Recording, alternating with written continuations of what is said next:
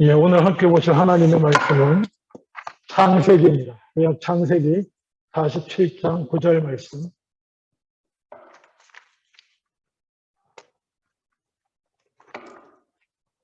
네, 성경 제일 앞에 있죠.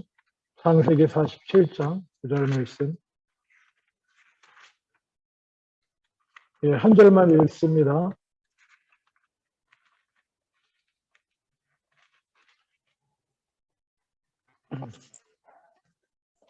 구약 75페이지. 제가 오늘 7절부터 읽겠습니다. 한번 보십시오. 요셉이 자기 아버지 야곱을 인도하여 바로 앞에 서게 하니 야곱이 바로에게 축복하며 바로 야곱에게 묻되 내 나이가 얼마냐? 야곱이 바로에게 말하되 내 나그네 길의 세월이 130년이니이다.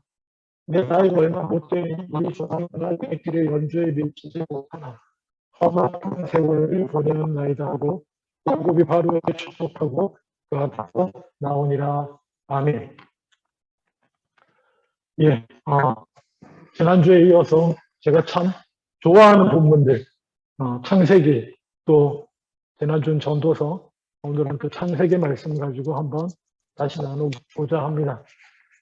제가 이런 설교를 안 하고 싶었는데 오늘은 사실 창세기 25장부터 마지막에 어디냐면 창세기 41장까지 아마 설교를 하게 될 것 같아요. 당황하지 마세요. 전부 다 읽겠다는 건 아니고 그래서 한 절만 읽었잖아요. 한 절만 읽었고 바라기는 여러분이 창세기를 이미 좀 읽으셨기를 바라는 마음이 있습니다. 아니면 그냥 이번 기회에 옛날 성경에 나오는 옛날 분 믿음의 조상 한 분 얘기, 정확히 말하면 두 사람 얘기인데 두 사람 얘기를 듣는다 생각하시고 따라오시면 되겠습니다. 그리고 집에 가서는 꼭 한번 창세기 쭉 읽어보세요. 오늘은 사실은 구약에서 이만큼 한 사람의 인생에 대해서 이 정도 길이를 할당한 사람이 없어요. 아마 제가 알기로 가장 길게 그 사람의 삶에 대해서 쓰고 있는 아브라함보다 더 길게 쓰고 있는 사람이 누굴까요? 오늘 이 고백의 주인공 야곱입니다. 이삭이 야곱 얘기가 길어요. 그러니까는 여러분 구약은요 원래 들려주는 얘기라고 제가 말씀드렸잖아요, 그죠? 옛날에 오늘날에 성경 인쇄해서 읽고 있지만 옛날엔 그게 아닙니다. 원래 말씀이 우리에게 처음 구약에 주어질 때는 읽히도록 하기 위해서. 그래서 읽는 문서의 가장 중요한 점은 반복과 길고 짧음이에요. 중요한 거는 반복합니다. 조금씩 바꿔가지고. 그리고 또 중요한 얘기는 어떻게 길게 얘기합니다. 그런 의미에서 야곱이 이렇게 긴 분량을 차지한다는 것은 야곱의 그 삶을 통해서 하나님께서 우리에게 주시고자 하시는 말씀이 분명히 중요한 얘기지 않을까 생각해 볼 수가 있습니다. 자, 그러면 야곱이 누굽니까? 믿음의 조상하면 아브라함과 이삭과 야곱 이렇게 나오지 않습니까? 그렇죠? 아브라함의 손자입니다. 아브라함의 아들 이삭이 있고요. 그리고 그 이삭의 아들이 야곱입니다. 이삭이 아내 리브가를 통해서 얻은 아들이 야곱인데, 다 아시죠? 야곱은 쌍둥이로 태어났습니다. 쌍둥이 형이 에서가 있고요. 야곱은 동생이었고. 그리고 놀랍게도 이 야곱은 그가 평생에 붙들고 사는 말씀이 하나 있습니다. 평생에 그가 붙들고 사는 하나님의 약속이 하나 있어요. 그게 뭐겠습니까? 창세기 25장 23절에 나옵니다. 제가 읽을게요. 여호와께서 그에게 이르시되, 그 아버지 이삭입니다. 두 국민이 내 태중에 있거나 두 민족이 그 리브가에게 내 태중에 있거나 두 민족이 내 복중에서부터 나누이리라. 이 족속이 저 족속보다 강하겠고 자가 어린 자를 섬기리라.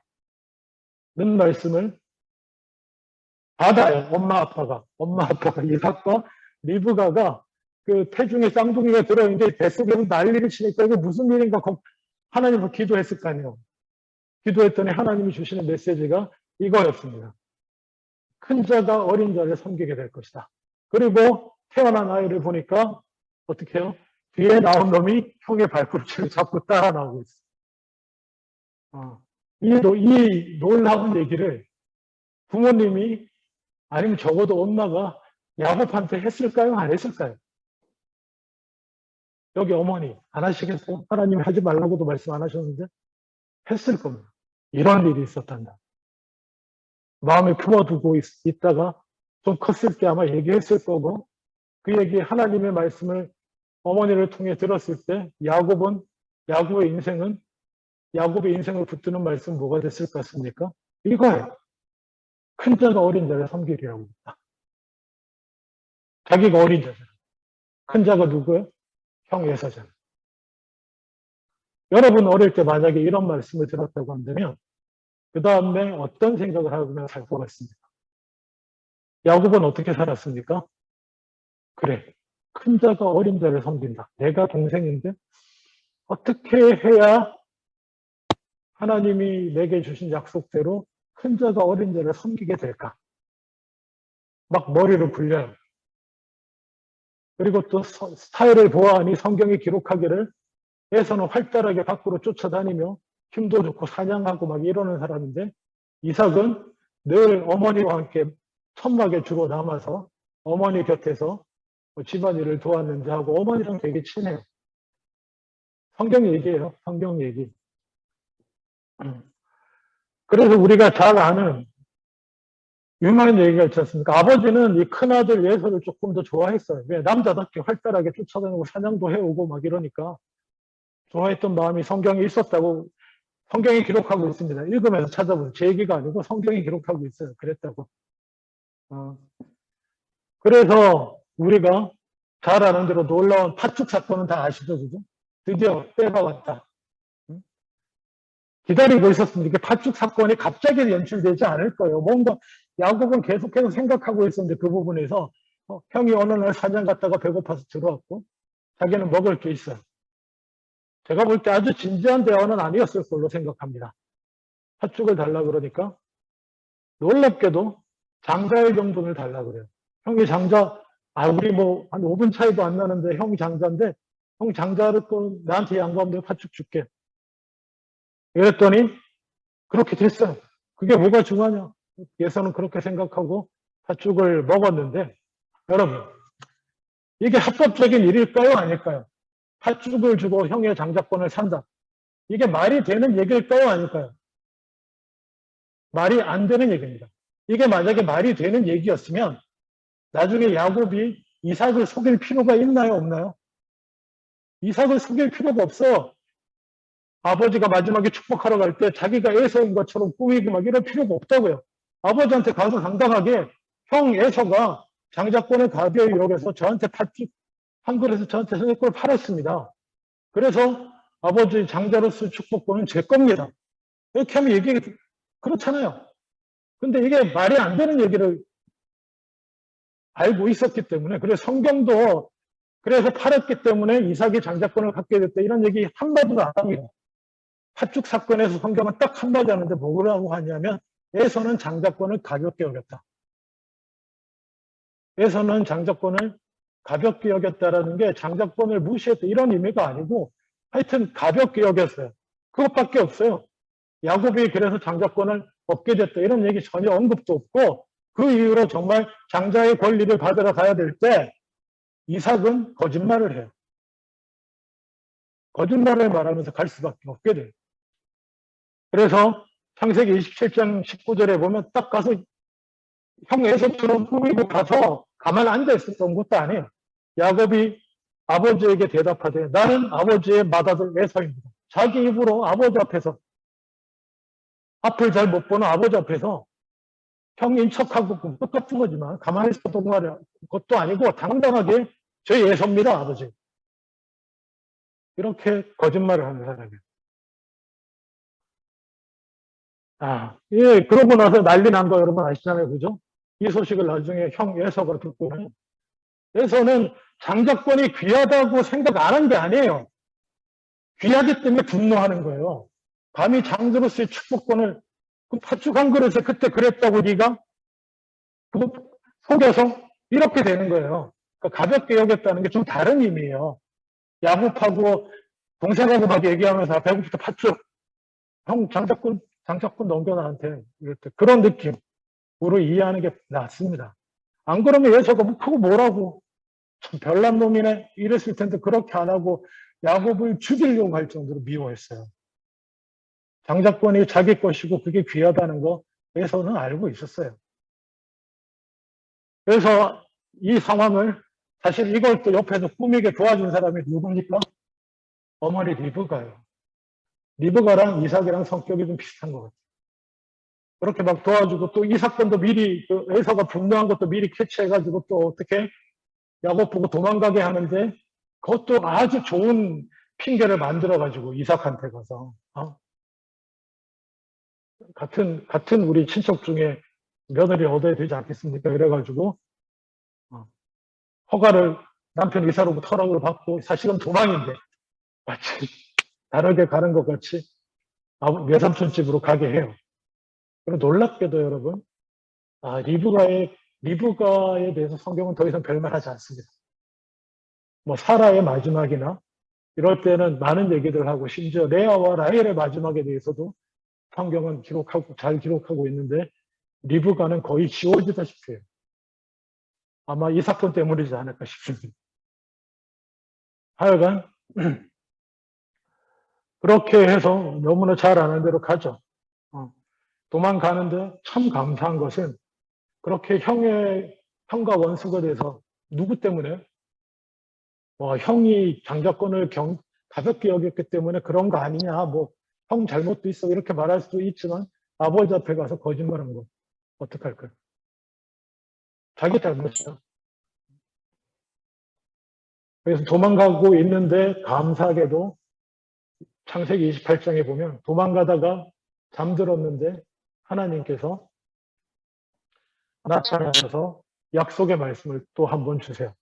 첫 번째 약속의 말씀은 뭐였습니까? 아까 말한 대로 태어나기 전에 큰 자가 어린 자를 섬기리라. 두 번째 말씀은 창세기 28장 13절 제가 읽을게요. 또 본즉 여호와께서 그 위에 서서 이르시되 나는 여호와니 너의 조부 아브라함의 하나님이요 이삭의 하나님이라. 내가 누워있는 땅을 내가 너와 내 자손에게 주리니 내 자손이 땅에 주되어 내가 서쪽과 동쪽과 북쪽과 남쪽으로 퍼져나갈지니 땅의 모든 족속이 너와 내 자손으로 말미암아 복을 받으리라. 아멘.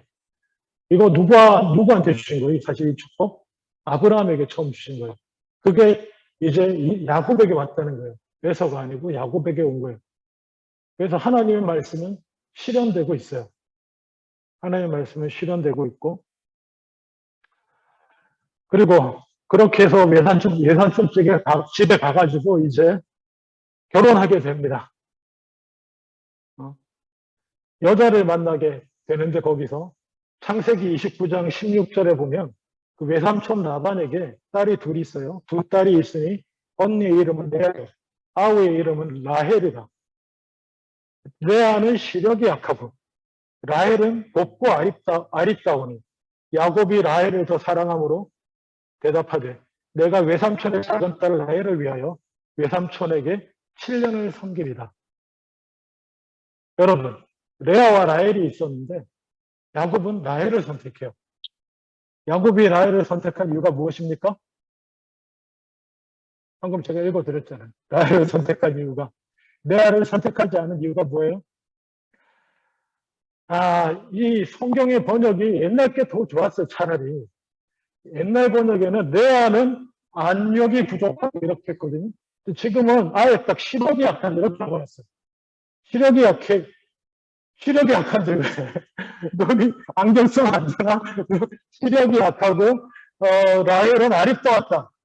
이게 말이 돼요? 시력이 약한 거하고 아리따운 거하고 원래 히브리어도 그냥 아예 표현이 알력이 부족하다라는 거는 이거예요. 기억하시죠? 제가 언제 말씀드렸는데 눈을 끄는 힘이 부족했다라는 거예요. 눈이 사람을 끌어당기는 힘이 부족하다.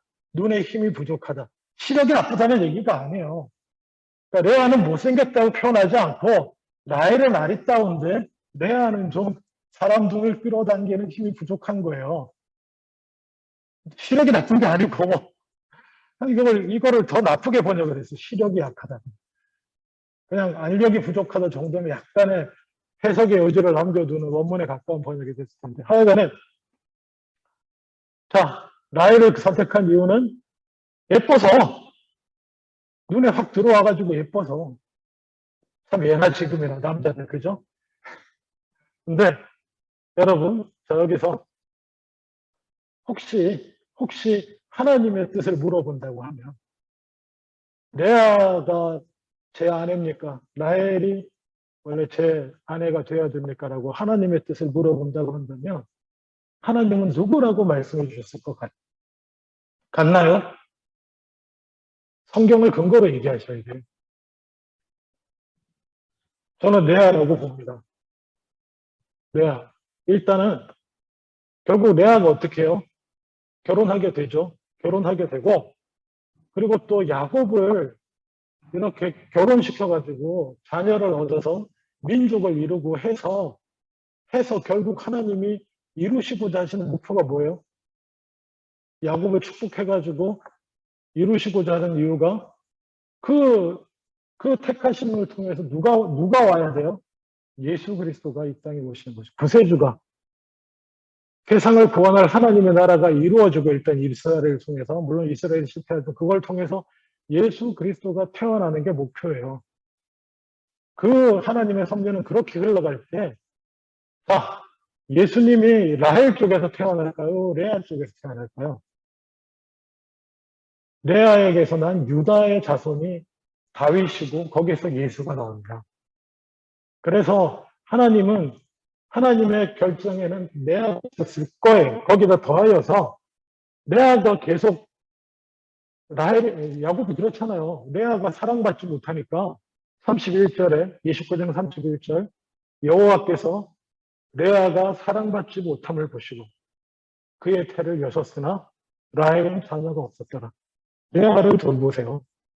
레아를 먼저 돌보고 레아가 먼저 자녀를 얻게 하고 라헬은 아주 늦게까지 자녀를 얻지 못해요.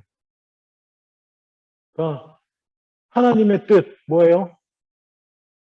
뭐 구약적으로 말하면 아까 약속받은 대로 민족이 티끌과 같이 많아지는 그 자녀의 복을 하나님께서 개입하셔서 레아를 통해서 열어주시고 라헬은 마지막에 끝에 가서 누구 왔나요? 요셉하고 베냐민 그 집안의 막내 둘 놓고 죽어요.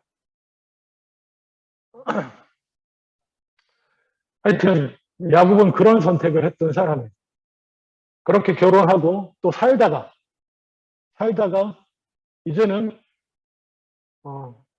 자기가 독립을 해야 될 것 같은데 외삼촌 집에서 계속 몇 년 일해줬어요. 레아를 위해서 7년, 라헬을 위해서 7년, 그리고 또 그 이후로도 독립을 못하고 6년을 더해서 외삼촌 집에서 살아요. 도합 20년을 외삼촌하고 살다 거의 살게 되는데 나중에 그 전에 이래서 안 되겠다는 생각을 또 야곱이 하는 거예요. 그래서 야곱이 머리를 굴립니다. 나도 내 재산을 가지고 독립해야겠다. 아내들도 있고 자녀들도 있는데 독립해야겠다고 생각하면서 아이디어를 꾸민 게 뭡니까? 성경 읽으신 분? 외삼촌하고 딜을 하잖아요. 제가 이렇게 외삼촌을 위해서 고생했는데 저한테도 좀 제 재산도 좀 주세요 지금부터는. 그래서 어떻게 하기로 합니까? 창세기 30장 40절에 야곱이 새끼 양을 구분하고 얼룩무늬 검은빛 있는 것을 라반의 양과 서로 마주보게 하고 자기 양을 따로도 라반의 양과 섞이지 않게 했다. 그러니까 양 중에서 얼룩무늬 있고 검은빛 있는 게 수가 적어요. 얼마도 안 돼요. 그런 것들이. 그래서 그걸 가지고 외삼촌한테 그러면 양들이 태어나면 그건 저를 주십시오. 제 몫으로. 그렇게 얘기하는 거예요. 당연히 라반 입장에서 보면 그 뭐 얼마 안 되거든요. 그리고 좋게 보이는 것도 아니고. 그래서 그렇게 하라고 하니까 놀라운 머리를 씁니다. 우리가 잘 아는 스토리. 어떡하죠? 염소들이 양들이 와서 물 먹는 자리에 뭐 이렇게 나뭇가지 이렇게 껍질을 벗겨가지고 이렇게 뭐죠? 희끗희끗하게 만드는 걸 그 앞에 막 놓고 꽂아놨어요. 양들이 물 먹으러 온 자리에. 왜 그랬다고 그래요?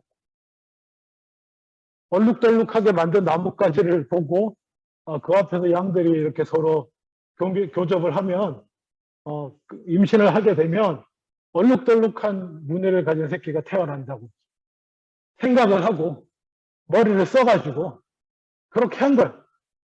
그랬더니 어떤 결과가 일어났습니까? 진짜로 얼룩덜룩한 놈이 많이 태어나네. 야곱이 얼마나 행복했겠어요. 야, 내 수가 통했다. 내 계획이 통했다. 네, 여러분, 물론 성경에 많은 기적들이 일어나는데, 여러분, 양이 말이에요. 양이 새끼를 가질 때 앞에 얼룩덜룩한 가지에 있는 거를 보고 새끼를 가져갔고 얼룩덜룩한 무늬를 가진 양이 태어나나요? 뭐 하나님이 하시면 하시겠지만 그렇지 않습니다. 야곱은 그렇게 생각하고 그 일을 벌였지만은 창세기 31장 11절 이하에 보면 꿈에 하나님의 사자가 내게 말씀하시기를 야곱아기로 내가 대답하길 여기 있나이다 하며 이르시되 눈을 들어 보라 양떼를 탄 순양은 다 얼룩물이 있는 것, 점 있는 것과 아롱진 것이냐. 그게 뭐예요? 그 가지를 보고 그렇게 된 게 아니에요. 하나님이 역사하셔서 임신할 암컷 위에 다 올라탄 수컷놈들이 다 뭐예요? 하나님이 움직이셔서 다 점박이 얼룩덜룩한 것이 타게 돼서 그렇게 된 거란 거예요. 그 나무 가지고 그렇게 된 게 아닌 것을 야곱에게 확인시켜줘요, 하나님이. 네가 나뭇가지 막 이렇게 해갖고 그렇게 네가 잔재주 부려가지고 된 게 아니고 내가 이렇게 해줬다. 그것을 또 경험하게 됩니다. 그리고는 다 챙겨서 도망가죠. 도망가다가 외삼촌이 쫓아오게 되고 그래서 또 외삼촌이 죽는가 했는데 사실 또 하나님이 개입하셔서 시비간에 묻지 말라고 미리 말씀해 주시고 그래서 외삼촌도 받아들이고 뭐 다 이 마누라들 다 내 딸들이고 그 자식들 다 내 외손자인데 내가 뭐 하겠냐. 그러고는 거기서 끝납니다.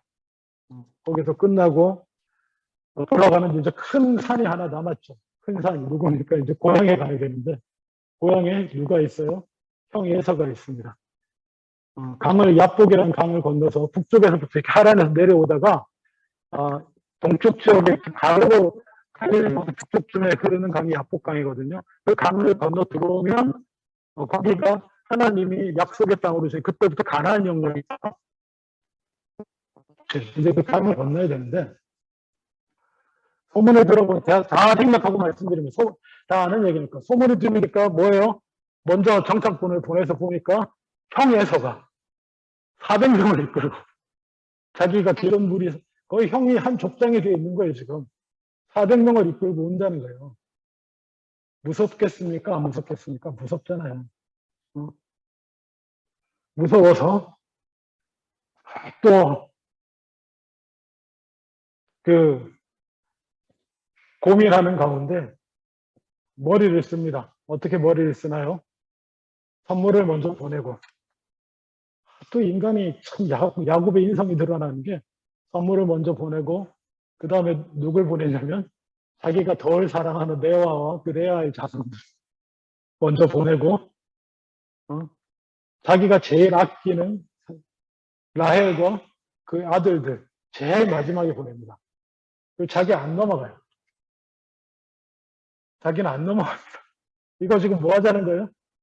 형이 제일 앞에부터 공격하면 자기는 도망가는 거예요. 도망갈 생각을 하고 넘어가지도 않아요. 한 집안의 가장이 마누라 아이들 다 그냥 앞세워 보내놓고 뒤에 남아가지고 그리고 또 하나님과 씨름하죠. 하나님과 씨름합니다. 그렇죠? 그 야곱이 씨름했다는 얘기도 그 장면에서 야복강가에서 나옵니다. 근데 이 본문도 사실 잘 읽고 거의 하루 한 주 설교 분량이 되는데 그냥 오늘은 전체를 다 봐야 되니까 얘기할게요. 보통 야곱이 씨름해서 이겼다. 이기고 그래서 축복받았다. 이 본문에 대한 설교는 어떻게 됩니까? 야곱같이 죽을 각오로 목숨 걸고 하나님 앞에 기도하고 간구하며 하나님이 복 주신다. 이렇게 그냥 부흥회 때나 이렇게 얘기하고 끝나요. 그게 아니거든요. 더 중요한 사실은 뭐냐면, 이 처음에 야곱이 간구에서 천사가 내려온 게 아니에요. 천사가 먼저 와요. 본문 보세요. 야곱은 어찌할 바를 모르고 있는데 천사가 내려옵니다. 천사인지 뭐 하여튼 하나님의 사자가 내려오고, 그래서 붙들고 싸우게 되고, 야곱은 너무 지금의 상황이 두렵고 무서웠기 때문에 내게 축복하지 않으면 내가 돌아나 드릴 수가 없다고 하는데, 뭡니까? 어떤 일이 벌어지나요? 한두 병걸 뼈를 다치게 되죠.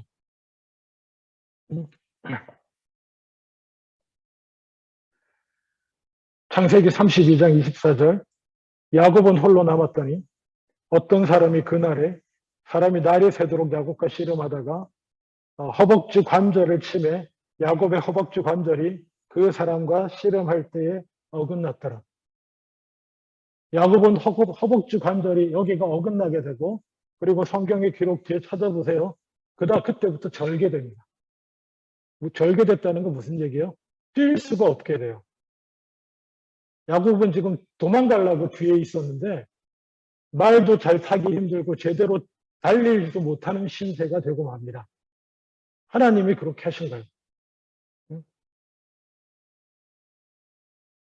그냥 거기에 뼈를 어긋나게 해서 그때부터 다리 절어요. 이제. 불구가 돼서 달리지 못하는 신세. 뛰어서 도망갈 수 없는 신세가 됩니다. 그게 포인트예요.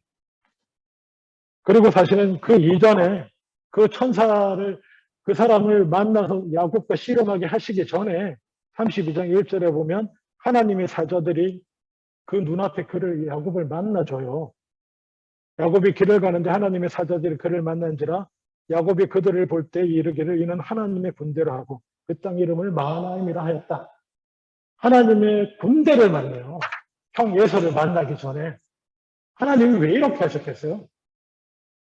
너 뒤에 내가 있으니까 힘내고 가라죠. 너를 위해 싸워줄 하나님의 군대가 이렇게 있으니까 형 두려워하지 말고 나가란데, 가서는 뭐 하고 있냐면 레아 먼저 보내고 날 먼저 보내고 제일 아끼는 자식 마지막에 보내고 자기는 강도 못 건너고 이러고 있는 거예요. 그래서 하나님의 사자가 또 나타납니다. 네가 도망가려고 그러고 있냐? 그냥 허벅지를 뼈를 어긋나게 만들어버려. 이제 어떡할래? 넌 뛰지도 못한다. 뭐 어떡해. 하나님 믿고 가야지. 그렇게 되는 거예요. 씨름해서 이겨갖고 두려움과 이런 것 때문에 공포로 막 축복해 주세요 막 그러고 하나님 앞에 지금 이거 어떡합니까? 죽을 것 같습니다. 막 이러는 그 기도 가운데 하나님이 하신 거는 그의 마지막 희망, 뛰어갈 수 있는 두 다리까지 온전히 못 쓰게 만들어 버리시고 가라는 거예요. 그거예요.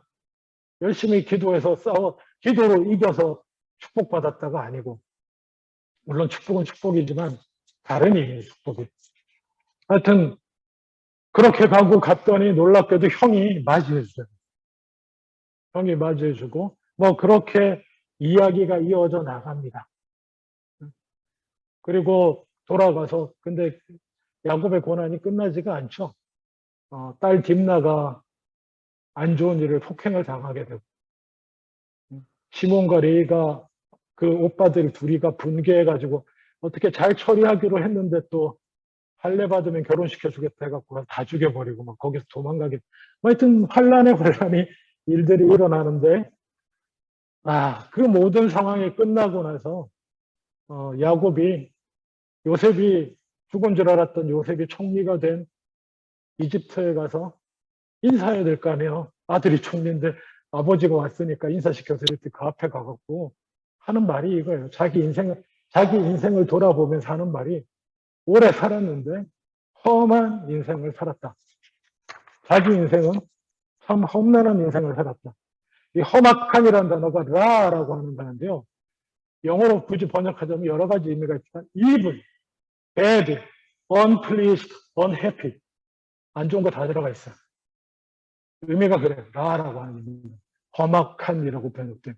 불행했고 기쁨이 없었고 나빴고 뭐 거기까지는 아니겠습니다. 심하게 보니까 막하기까지 한 삶이었다. 그거 한 줄을 성경이 딱 남겨요. 그 얘기는 뭐예요? 우리는 다른 거 생각할 필요 없어요. 인생이 다 그랬을까요? 뭐 이런 거 고민할 필요 없고 그냥 야곱의 인생에 대해서는 하나님이 성경의 한 줄로 그렇게 딱 야곱의 입을 통해서 정리해 주는 거예요. 험악한 인생이었다. 자, 반대로 이제 좀 더 간단하게 나누겠습니다. 요셉. 요셉은 뭐 알다시피 아까 다 말씀드렸죠. 야곱이 사랑한 여인 라헬의 첫째 아들입니다. 야곱이 얼마나 했었겠어요. 그렇죠? 그렇게 컸어요. 그래서 성경의 기록을 보면 제가 안 읽겠습니다. 색동옷을 입혔다고요. 이거 진짜 교육 잘못하는 건데 형들 다 있고 다른 형제들 다 있는데 걔만 색동옷을 입었어. 고대의 그 옷들이라는 게 얼마나 누추하고 후줄근합니까? 겉옷 하나 얻으면 그걸로 거의 평생 있다시피 하는 건데 걔만 색을 넣어서 빨간색으로 비싸거든요. 그 대강 집안에서의 느낌이 어떨지 여러분 상상이 가죠. 그렇게 컸는데 요셉도 평생에 붙드는 계시가 생겼어요. 평생에 붙드는 말씀이. 창세기 37장 5절에 보면 꿈을 꾸고 자기 형들에게 말하되 그들이 그를 더욱 미워하였는데 요셉이 그들에게 이르되 청하건대 내 꿈을 들으시오. 우리가 밭에서 곡식 단을 묶더니 내 단은 일어서고 당신들의 단은 내 단을 둘러서 절하더이다. 그 형들이 그에게 이르되 내가 참으로 우리 왕이 되겠느냐 뭐 이렇게 미워하고 9절에 요셉이 다시 꿈을 꾸고 그의 형들에게 말하여 이르되 내가 또 꿈을 꾼즉 해와 달과 11별이 내게 절하더이다. 이번엔 아버지 엄마까지 나서가지고 10절에 그와 그의 꿈을 아버지의 형들에게 말하며 아버지가 그를 꾸짖고 예뻐하는 아버지 야곱이 보기에도 요셉이 말하는 게 안 됐던 것 같아. 꾸짖고 내가 꾼 꿈이 무엇이냐? 나와 내 어머니와 내 형들이 참으로 가서 땅에 엎드려서 나한테 절하겠냐? 근데 요셉은 이 꿈을 품고 살아요. 너무 강렬하잖아요. 그것도 두 번이나 연달아. 야곱이 품고 산 꿈, 요셉이 품고 산 꿈이 있습니다. 자, 이제 이 꿈을 품었는데 요셉은 어떻게 되나요? 요셉은 형들의 미움을 사서 뭐 별거 해본 것도 없이 형들의 미움을 사서 형들이 죽이려다가 그나마 장자 루벤이 우리 손으로 죽일 거 있냐? 그냥 구덩이에 던져놓자. 그러다가 또 중요한 아들 유다가 미디안 대상이 지나가는 걸 보고 그냥 우리가 팔자. 죽게 내버려 두지 말고. 그래서 팔려가지고 이집트로 가잖아요. 노예로 가서 노예 생활하는 겁니다. 우리가 잘 아는 이집트 친위대장 보디발 집에 가서 뭐 하나 뭐 자기 꿈을 위해 뭐 해본 것도 없이 그냥 그렇게 팔려가서 노예 생활을 해요. 근데 놀랍게도 창세기 39장 2절에 보면 그 보디발의 노예 생활할 때 39장 2절에 여호와께서 요셉과 함께 하심으로 그가 형통한 자가 되어 그의 주인 애굽 사람의 집에 있으니 그의 주인이 여호와께서 그와 함께 하심을 보며 또 여호와께서 그의 범사에 형통하게 하심을 보았더라. 요셉이 그의 주인에게 은혜를 입어 섬김에 그가 요셉을 가정 총무로 삼고 자기 소유를 다 그의 손에 위탁하니. 예. 요셉은 뭐 자기 꿈을 이루기 위해서 뭐 해볼 틈도 없이 노예로 팔려가서 보디발 집에 노예로 있는데 하나님이 함께 하심으로 요셉이 하는 일들이 다 형통해지고 그것들이 요셉이 일을 잘하고 성실하고 잘되게 하는 것들을 주인이 보니까 그 일을 다 맡기게 되잖아요. 그렇게 일을 진행이 되는 거예요. 그래서 이대로 끝났으면 좋겠는데 여러분 잘 알다시피 뭡니까? 안 좋은 일이 그 사모님이 점구에 떴나봐 요셉이 잘생겼으니까 유혹을 하게 되고 39장 9절에 보면 이 집에 나보다 큰 이가 없으며 주인이 아무것도 내게 금하지 아니하였어도 금한 것은 당신뿐이니 당신은 그의 아내임이라 그런즉 내가 어찌 이 큰 악을 행하여 하나님께 죄를 지으리까. 야, 요셉의 삶의 자세. 자기는 어떻게 보면 큰 불행을 당한 거잖아요. 나름 있는 집에 귀한 아들로 대접받고 살다가 갑자기 노예 신세가 됐는데 그럼에도 불구하고 그는 뭐예요? 하나님을 믿는 믿음을 놓지 않고 있었다는 거예요. 하나님을 의지하는 믿음. 그래서 뭐예요? 항상 하나님 앞에서 하나님 말씀에 순종하고 범죄하지 않는 삶을 살려고 하는 자세를 가지고 있었으니 여기서 드러나는 거예요. 내가 어떻게 하나님께 죄를 지겠습니까? 그래서 하나님이 함께 하셨고, 요셉은 지금 그러고 있는 건데 결국엔 어떻게 해요? 그래서 괜찮아졌습니까? 아니요. 그 여인의 모략에 넘어가서 감옥에 들어가잖아요. 감옥에 들어간 요셉에 대해서 창세기 39장 21절에 이렇게 말합니다. 여호와께서 요셉과 함께 하시고 그에게 인자를 더하사 간수장에게 은혜를 받게 하시네. 간수장이 옥중제수를 다 요셉의 손에 맡김으로 그 재반 사물을 요셉이 처리하고 간수장은 그의 손에 맡긴 것을 무엇이든지 살펴보지 아니하였으니 이는 여호와께서 요셉과 함께 하시니라. 여호와께서 그를 범사에 형통하게 하셨더라. 요셉은 뭐 아무도 태볼 수 있는 일이 없어요. 그래서 또 그냥 변명도 소용없이 감옥에 갔어요. 감옥에 가서 또 뭐합니까? 그냥 하나님을 의지하고 성실하게 하나님 말씀대로 그냥 살았더니 간수장이 그 사람 요셉을 좋게 보고 그 일을 맡겼더니 신실하게 거짓 없고 왜 하나님 앞에서 하니까 자기는 누가 보나 안 보나 잘하니까 다 맡기고 자기가 돌아보지도 않을 정도로 그렇게 된 거죠. 감옥에서. 그런 거 있었어요. 그래도 답답했겠죠. 보내면 뭐 감사한 것도 있겠지만 그랬더니 이번에 죄인 2명이 들어왔는데 파라오의 술을 맡은 관원이 들어오고 한 사람은 바로의 떡을 맡은 관원. 사실 둘 다 별거 아닌 것 좀 중요합니다. 왜냐하면 암살이 횡행했거든요. 그 당시에. 그래서 암살하기 제일 좋은 방법은 술에 뭐 타거나 먹는 빵에 뭐 타는 거예요. 사실 가장 중요한 신복이 그 일을 감당하는 건데 어쨌든 둘이 어쩌다가 들어왔어. 그래서 꿈을 꾸잖아요. 그렇죠? 꿈을 꾸고 우리 잘 아는 대로 술 맡은 사람이 꿈을 꿨는데 그 꿈에 대해서 요셉이 해봉을 잘 해줍니다. 당신 사흘 만에 나가게 될 겁니다. 복권될 겁니다. 해서 실제로 그렇게 해서 나가는데 그 순간에 술 맡은 관원이 나가는 그 순간에 평생에 요셉이 한 번도 하지 않던 일을 해. 한 번도 하지 않던 일이 뭘까요? 자기가 자기를 위해서 먼저 부탁합니다. 그렇잖아요. 나 감옥에 있으니까 거기서 은혜 받고 살아도 힘들었을 거 아니에요. 나가는 술관원한테 제발 나 좀 기억하고 내 사정을 파라오에게 얘기해 주십시오. 응? 내가 이런 짓 잘못할 사람이 아닙니다. 당신도 나 봐서 알잖아요.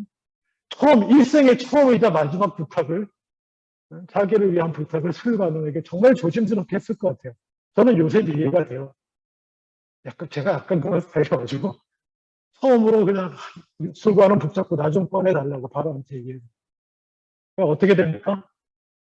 얘기했나요? 아니요. 까먹어요. 그 양반이. 자기는 나가고는 이런 의뢰도 모르는 양반이 까먹고 시간이 얼마나 가는지 아십니까? 감옥에서 또 그냥 그러고 2년이 가요. 2년이. 2년이 흐르고 놀랍게도 이제는 파라오가 꿈을 꾸게 되죠. 파라오가 꿈을 꾸게 되고 그래서 다 그 꿈을 해석하지 못하는 위기 상황에 그때 술 맡은 관원이 요셉이 생각나가지고 이 양반도 무심하지. 2년 만에 요셉이 그렇게 2년 동안 생으로 감옥에 있었고 있는 요셉을 그때 생각해가지고 파라오한테 얘기하고 그래서 2년 만에 감옥에서 나와서 하나님이 주시는 계시대로 꿈에 대해서 얘기 풀어주고 뭐 그 다음 스토리 아시잖아요. 다 놀라고 총리의 자리까지 오르는 그런 역사가 일어나죠. 그리고는 알다시피 가나안 땅에는 흉년이 들고 그래서 야곱과 그 아들들 요셉의 형들은 쌀을 구하러 곡물을 구하러 이집트로 내려오고 그리고 뭐 여러 가지 얘기들이 있지만 요셉을 만나게 되잖아요. 요셉을 상봉하게 되고 뭡니까? 요셉이 꿨던 꿈이 그때 이루어지는 거잖아요. 이때 형들과 아버지까지 와서 총리 대신 요셉 앞에 머리를 숙이게 되는데 자 그러면 요셉은 자신의 인생에 대해서 어떻게 평가를 했느냐? 자신의 인생에 대해서 야곱은 아까 그렇게 평가를 했는데 요셉은 45장에 보면 45장 5절부터 제가 해볼게요. 형들한테 당신들이 나를 이곳에 팔았다고 해서 근심하지 마소서, 한탄하지 마소서. 하나님이 생명을 구원하시려고 나를 당신들보다 먼저 보내셨나이다.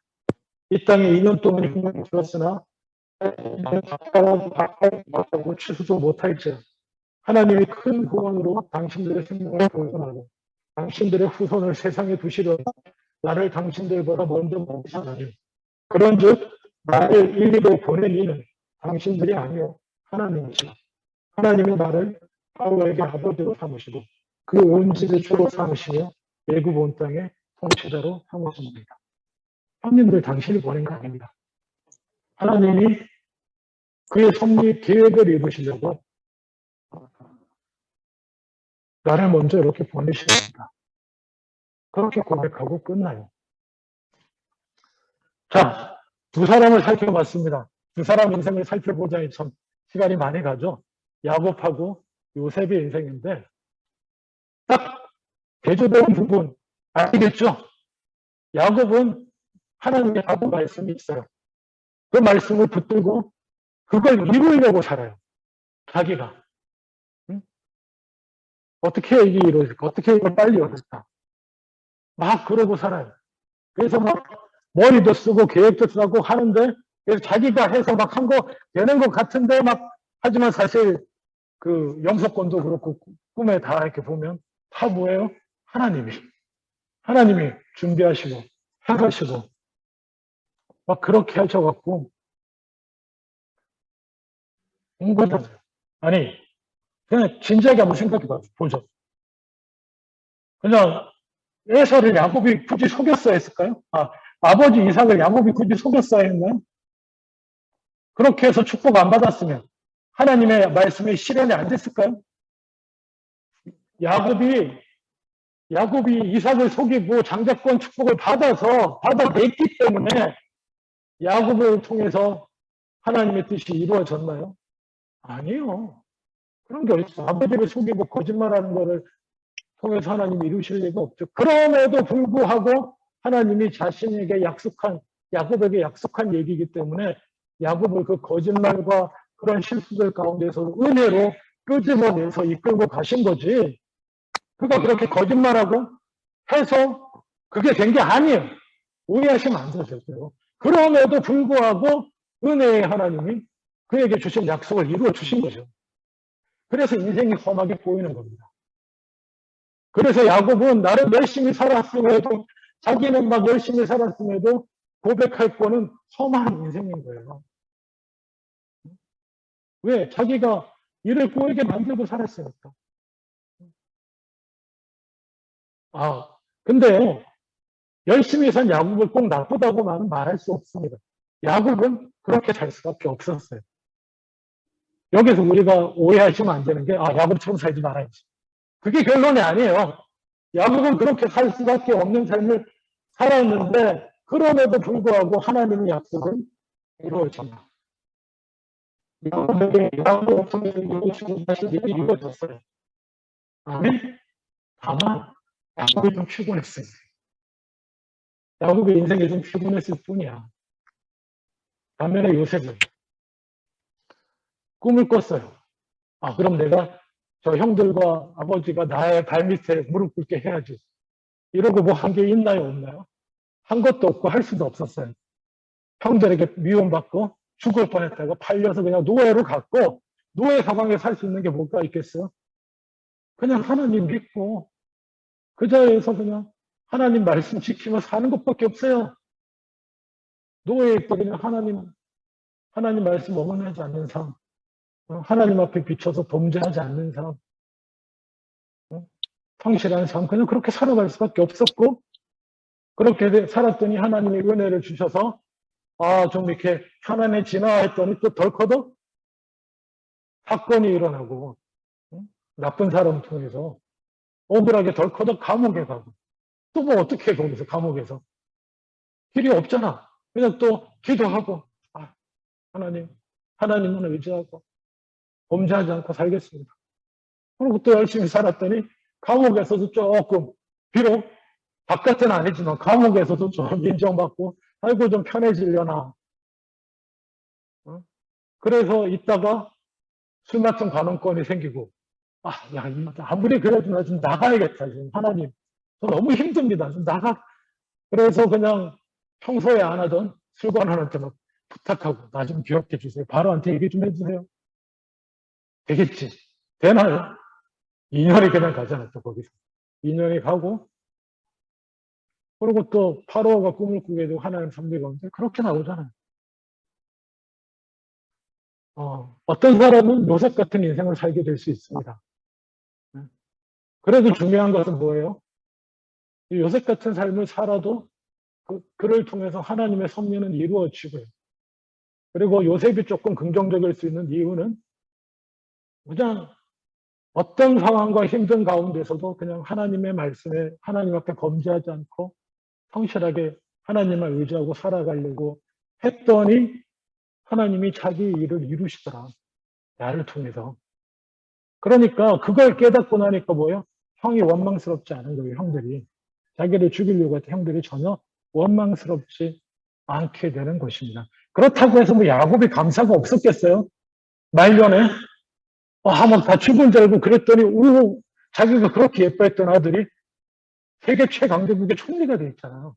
그리고 자기는 뭐예요? 이제 남은 인생 굶을 걱정 없이 다른 걱정 없이 이제 남은 인생 몇 생 보내면 돼요. 그렇게 다 나름 축복받고 그러는데 그냥 야곱의 고백은 그런 거예요. 내 인생은 험난한 인생이었다. 험악한 인생이었다.